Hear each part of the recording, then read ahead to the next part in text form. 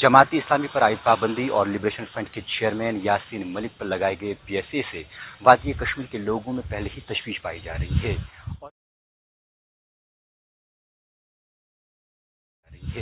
और अब इलायदगी पसंद रहनुमा सईद अली गिलानी के बेटे नसीम गिलानी और मीरवाइज मोहम्मद उमर फारूक को एनआईए की जानिब से समन जारी होने से लोगों में मजीद तशवीश पैदा हो गई है।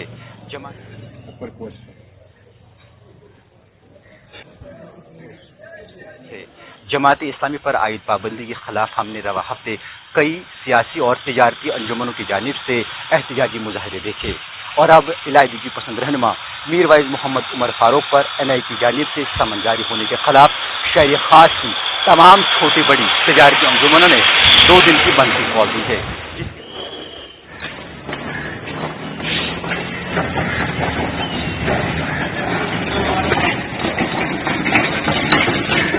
जिसके पेश नज़र आज पहले दिन शहरी खास के साथ साथ पाइन शहर में भी तमाम दुकानें और कारोबारी मराकज़ बंद रहे, वही सड़कों से पब्लिक ट्रांसपोर्ट गायब रहा।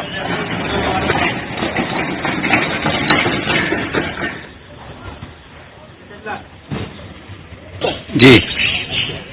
हाँ, वाज़ेह रहे कौमी तहकीकाती एजेंसी एनआईए ने पीर को मौलवी मोहम्मद उमर फारूक और नसीम गिलानी को पूछताछ के लिए दिल्ली तलब किया है और अब पूछताछ से क्या निकल कर सामने आता है ये देखने वाली बात होगी। परवेज़ुद्दीन, ईटी भारत, श्रीनगर।